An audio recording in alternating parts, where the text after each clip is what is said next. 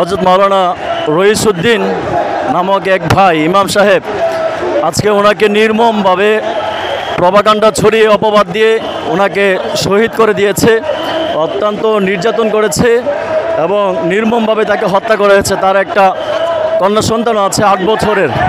সেই সন্তানটা হয়তো আর কোনো দিন বাবা বলে ডাকতে পারবে না। সেই সন্তান জানে যার বাবা দুনিয়া থেকে চলে গিয়েছে, তার স্ত্রীকে বিধবা হয়েছে, তার মা একমাত্র সন্তান ছিল তার মায়ের। সে মার আর্তনাদ মানুষ দেখছে, সোশ্যাল মিডিয়াতে এত ব্যাপক প্রচার হচ্ছে এবং আমরা নিন্দা জানানোর ভাষা হারিয়ে ফেলেছি। আমরা দেখেছি একজন নির্মমভাবে একজন পুলিশ, যে কিনা পুলিশ মানুষের বন্ধু, সেই জায়গায় পুলিশ পর্যন্ত সেই জায়গায় এজিদের আচরণ করেছে। পানি দিয়েও পানিটা তাকে খাইতে দেয় নাই।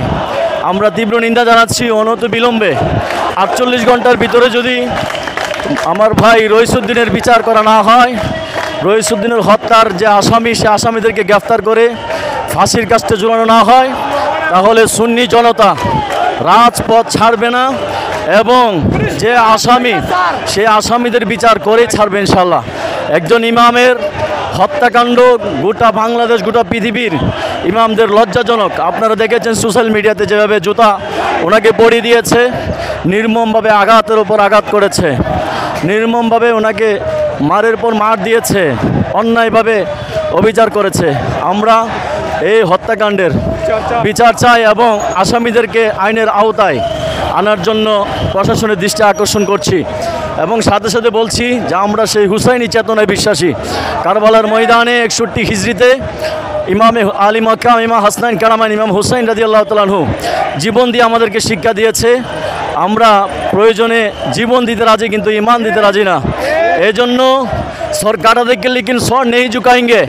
ইমাম হুসাইন থেকে শুরু করে বদরের প্রান্ত, হুদের ময়দান থেকে শুরু করে আমরা সেই চেতনায় উজ্জীবিত।